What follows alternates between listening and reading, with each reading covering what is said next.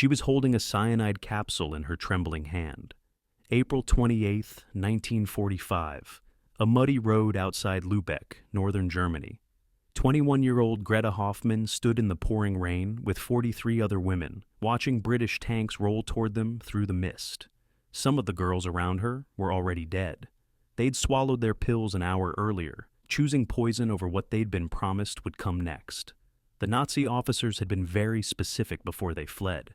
They'd gathered the women from the Luftwaffe Signals Corps and told them exactly what British soldiers would do to them. The words they used were graphic, terrifying. The message was clear. Death was preferable to capture.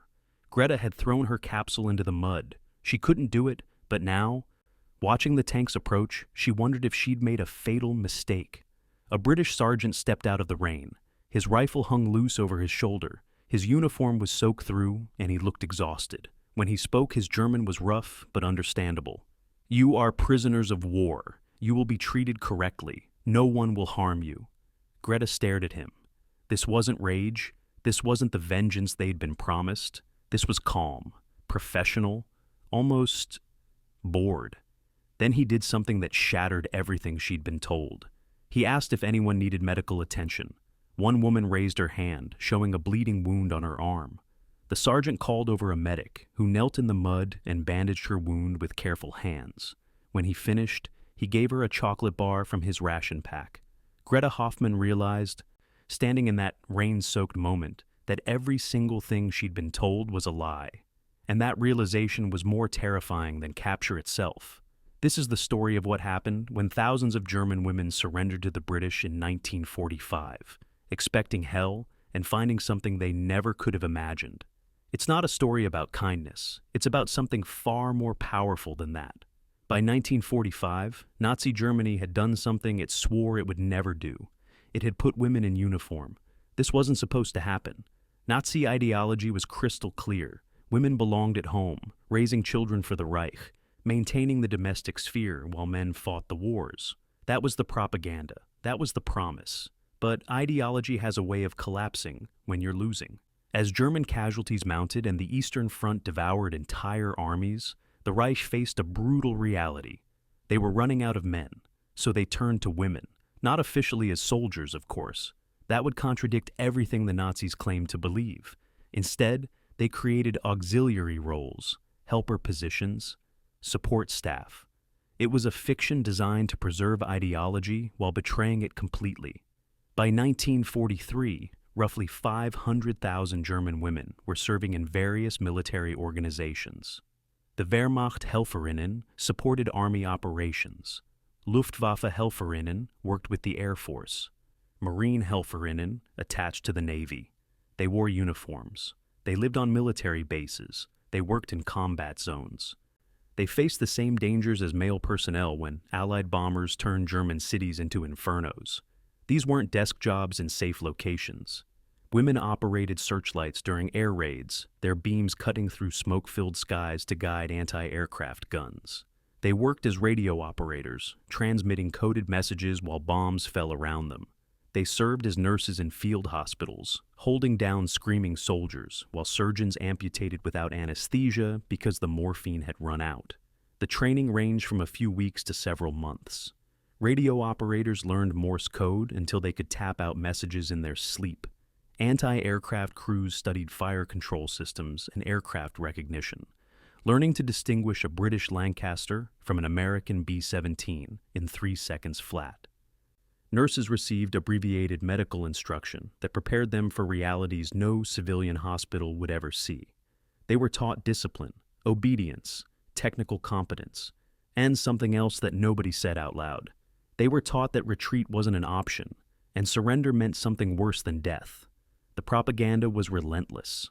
From the moment these women put on uniforms, they heard the same stories over and over.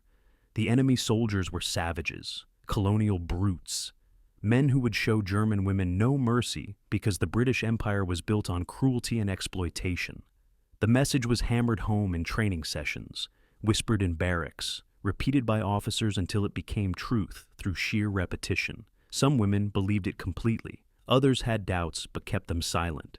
In Nazi Germany, Questioning the official narrative was dangerous, so they nodded and absorbed the fear and tried not to think too hard about what would happen if Germany lost. By spring of 1945, that question wasn't theoretical anymore. The Reich was collapsing. Soviet forces were smashing through from the east. British and American armies were driving deep into Germany from the west. Command structures disintegrated. Supply lines vanished. Retreat routes became clogged with desperate refugees fleeing the advancing front. Tens of thousands of auxiliary women found themselves trapped. Their units were dissolving around them. Officers were fleeing or dead. The choice became sickeningly simple.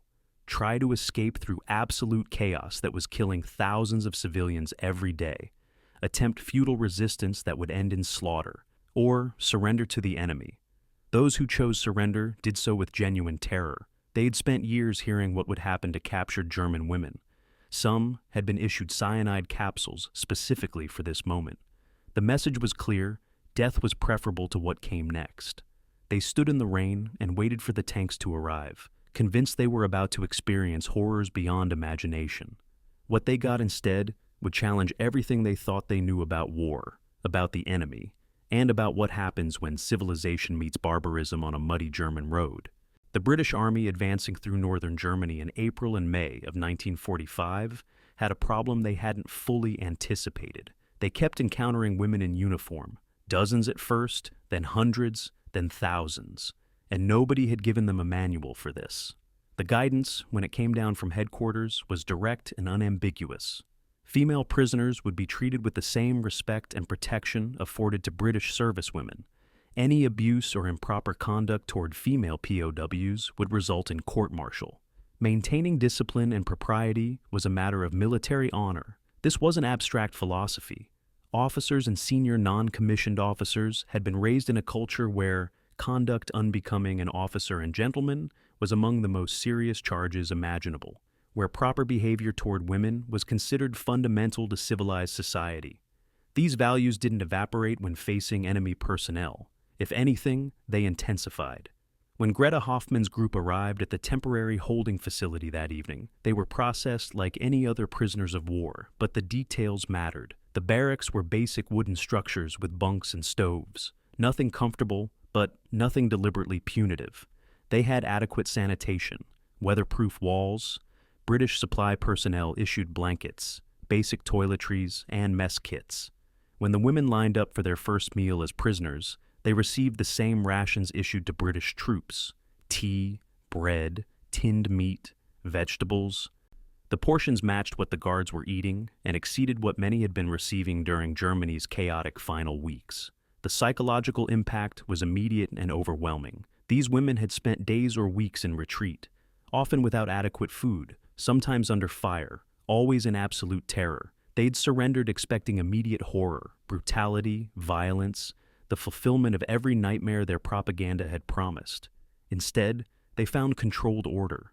Guards maintained discipline through presence and authority rather than violence.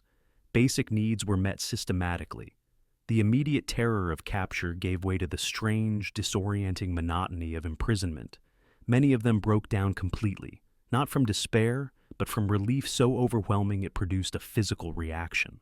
The tension that had kept them moving through surrender suddenly shattered when they realized they were actually safe. British guards, many of them combat veterans who'd seen years of brutal warfare, found themselves completely unprepared for dozens of women simultaneously crying, shaking, collapsing from emotional exhaustion. They responded with awkward compassion, offering additional tea, extra blankets, quiet reassurance that, yes, they were prisoners, but they would be treated correctly. That first night, Greta Hoffmann sat on her assigned bunk, trying to process what had happened. She was alive, she was unharmed, she'd been given food and shelter. The guards had been professional, not cruel. Everything the Nazi officers had told them had been a complete lie, which meant other things she'd been told might also be lies. About the war, about Germany's enemies, about the Reich itself. That night, exhausted and confused but no longer in immediate terror, she slept more soundly than she had in months.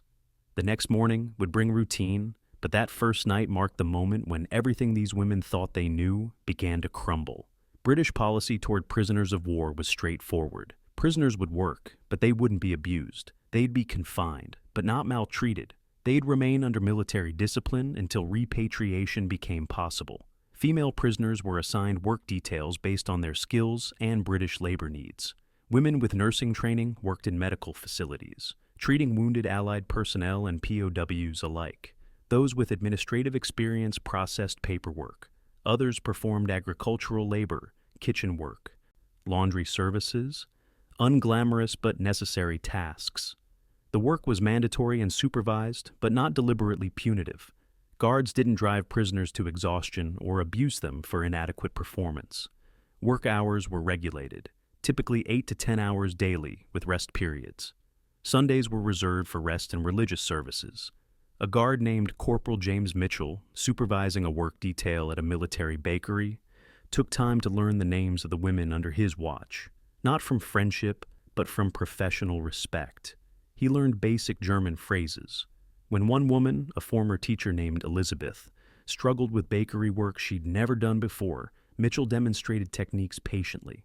When she finally produced acceptable bread, he acknowledged it. Gut gemacht. Good work. She smiled despite herself.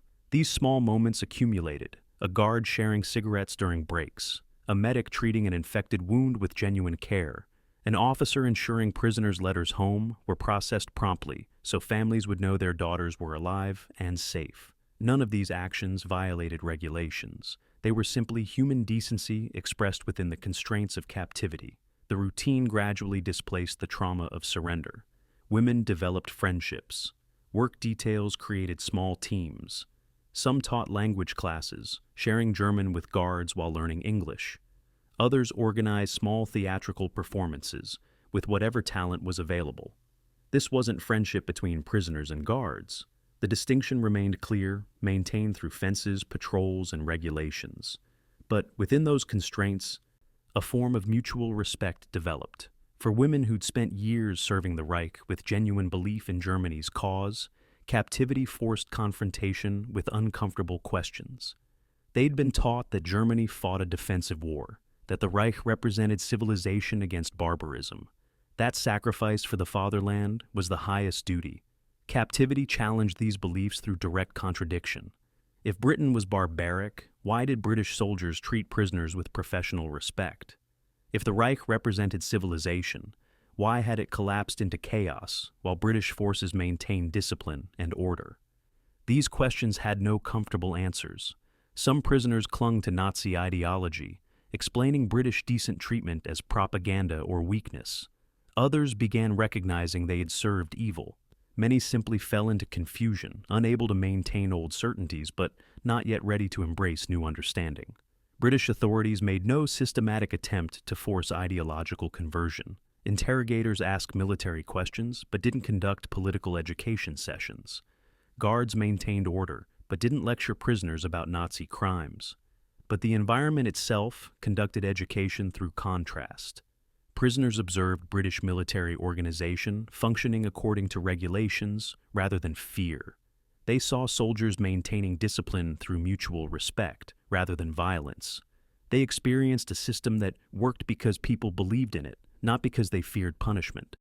These observations accumulated over weeks and months, teaching lessons about functional society that no lecture could convey.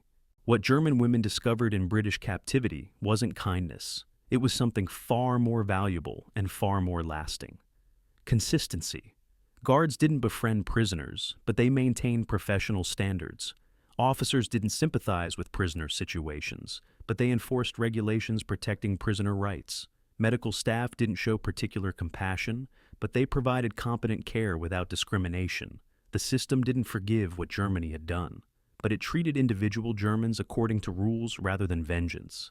This consistency created an environment where prisoners could establish routine, where they knew what to expect, where following regulations earned predictable responses rather than arbitrary punishment. It demonstrated that order didn't require terror, that discipline could exist without cruelty, that authority could be maintained through competence and fairness rather than violence. For women who'd served a regime that functioned through fear and arbitrary power, these revelations were profound. The British didn't treat female POWs with excessive sympathy or particular gentleness. They treated them as prisoners of war, entitled to specific rights under international law and British military regulation, subject to confinement and work requirements, but protected from abuse and entitled to basic dignity. That treatment, neither vindictive nor indulgent, simply correct, proved more powerful than any propaganda precisely because it was genuine. It wasn't performance designed to impress. It was how British forces actually operated when dealing with prisoners. Maintaining proper standards was how they understood military professionalism. German nurses working in Allied medical facilities applied their professional skills with competence that British doctors acknowledged. Women assigned to agricultural work learned British farming techniques and implemented them effectively, producing results that surprised skeptical farmers who had expected incompetence or sabotage. Kitchen workers prepared meals with care that went beyond mere compliance, taking professional pride in their work despite being prisoners. The gradual development of functional working relationships didn't erase the fundamental reality of captivity or transform enemies into friends, but it created an environment where both guards and prisoners could maintain their dignity, where the daily routine functioned through mutual cooperation rather than pure coercion, where humans on both sides recognized their shared humanity despite the uniforms and circumstances that divided them. Years later, when survivors recorded their experiences, the consistent theme wasn't gratitude for special kindness. It was appreciation for basic decency when they'd expected brutality. They'd surrendered in terror, prepared for horrors their propaganda had described. Instead, they found British soldiers who were professional, often tired, sometimes irritable, but fundamentally decent. Men who maintained standards because those standards defined who they were. Not because they particularly cared about German prisoners, but because abandoning standards would mean abandoning their own identity as British soldiers. That was the unexpected truth German female POWs discovered. The enemy wasn't particularly kind or sympathetic. The enemy was simply civilized, maintaining civilization standards even toward those who'd served a regime that had abandoned such standards entirely. And that civilization, expressed through thousands of small acts of proper conduct over months of captivity, taught lessons about functional society that no other experience could provide. The British didn't set out to educate German prisoners about democracy or civilization. They had no grand plan to win hearts and minds. They simply maintained their standards while processing and containing enemy personnel awaiting repatriation. But maintaining those standards under pressure, treating prisoners correctly even when vengeance would have been understandable, demonstrating that strength included restraint, that became education more powerful than any formal instruction could achieve. Greta Hoffmann returned to Germany in 1946. She carried with her no fond memories of captivity, no particular affection for her former captors. What she carried was something more important. The understanding that civilization wasn't about ideology or propaganda or grand pronouncements about national superiority. Civilization was about what you did when nobody was watching, how you treated people when you had every reason and every opportunity to treat them badly, whether you maintained your standards when abandoning them would be easier and more satisfying. She'd seen civilization in a British sergeant who spoke broken German in the rain and promised safety when he could have promised nothing.